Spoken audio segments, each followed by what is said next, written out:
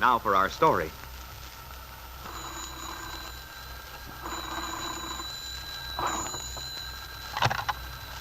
Hello? Hello, Aunt Mary. This is Bill Meade. Oh, how are you, Bill? Pretty good, thanks. How's everything at the Lane Farm? Just fine. Such lovely weather we're having lately. Yeah, it's been swell. Say, Aunt Mary, I was wondering, are you planning to be in town today? Well, I don't know, Bill. I haven't thought much about it one way or the other. Why, is there something special? Well, as a matter of fact, there is. That's why I phoned you so early this morning. I wanted to be sure not to miss you. The thing is, I'm to see Angus McKillop at his office around noon. I see. And I wondered if you could possibly meet me there. You see, there have been some new developments on this custody suit of mine, and I'd like to tell you all about it. Do you think you could possibly make it? Why, yes, Bill, I believe I can. Oh, gosh, that's wonderful of you, Aunt Mary. I sure do appreciate it. Well, that's all right, Bill, if you think I can help at all. Well, I'd like you to know about what's happened. Well, then I'll see you about 12, if the time's okay with you, huh? Yes, Bill, I'll be there. Swell. Goodbye, Aunt Mary. Goodbye, Bill. And shortly after 12 o'clock, Aunt Mary climbed the stairs to Angus McKillop's office near the courthouse square in Wakefield, knocked on the door, and was admitted by the attorney. Bill Meade was there already. Well, I hope, Angus and Bill, I haven't kept you waiting. Oh, no. I got here a little early, Aunt Mary. Well, Mary Lane, you were right again. You told me something might develop, but I confess I didn't see a thing to count on. Have you good news? Well, I wouldn't say it's good news exactly, but it does change things. Why don't you tell me all about it? I'm very interested, as both of you know. Well, Mr. McKillop, I guess you'd better tell Aunt Mary. You're much better at sticking to the facts than I am. Very well, lad. I'll start from the beginning, then. From the letter I received. Letter? Yes, it was, let me see. Why, it was the same day you were here, Mary. Just after you left, I got this communication in the afternoon mail. Who was it from, Angus? It didn't say. But the gist of it was, the writer alleged to have some information in connection with the lad's suit for custody of his son. It said for me to go to the courthouse square at a certain time. This party promised to be there to impart the information. I see. I got there at the appointed time. A few minutes later, the party turned up. It's very strange. If there's anyone I trust in the world, it's you, Aunt Mary. Still, I have my reasons for believing it's much wiser to mention no names. You'll forgive me, I hope. Of course I will, Angus. I quite understand. Well, it appears that this person had gone to considerable trouble to get hold of certain information about the lad's ex-wife. And fortunately for us, it's quite obvious that this information has a certain importance in our case. You see, Aunt Mary, the reason I'd known nothing about all this was that, well, it supposedly happened while Kit was in California, before the baby was born. You mean this person knew something that happened while Kit was away? Yes. Something that looks... Oh, but I'd better let Mr. McKillop tell the story. I'm not going to mince my words, Mary. I might as well come out with it, though it's not a pretty tale. Well, don't worry about me, Angus. I'm only concerned in seeing things turn out the best way for Bill. All right. Now, the fact is, according to the information given me, that while Kit Calvert was in California, she lived at this beach colony, Malibu, or some such name. Yes, I understood something like that.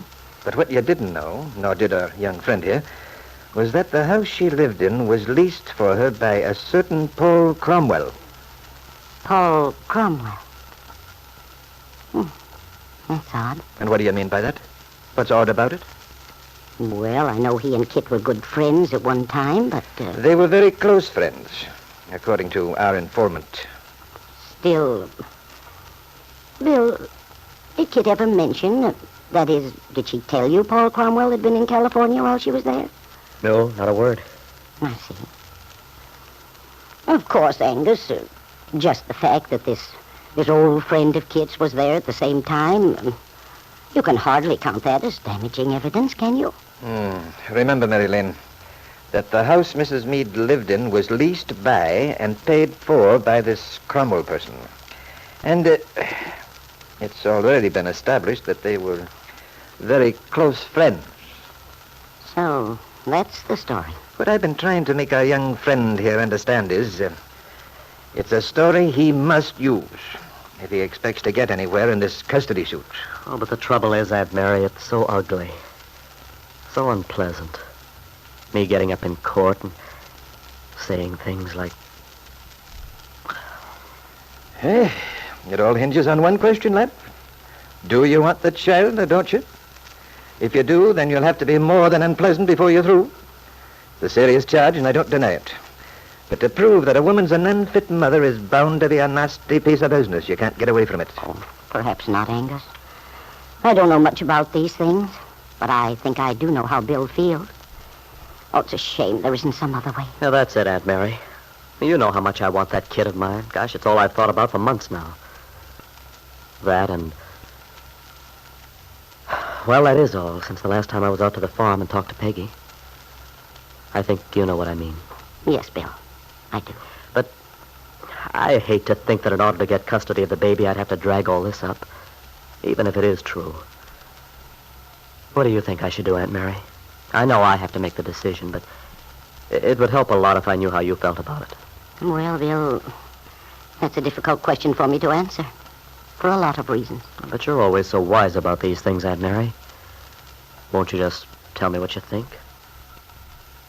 Aunt Mary didn't answer Bill Meade immediately. She wished she could help him, wished so with all her heart. But she wondered if she had a right to sway his judgment. If Bill uses this information, he probably will get custody of the child. And yet, I know exactly how he feels. Whatever Kit's done, she is the mother of his child. And yet, if he has scruples about getting up in court, making these accusations, he might not get custody of the baby. And for the baby's own sake, it should be with its father.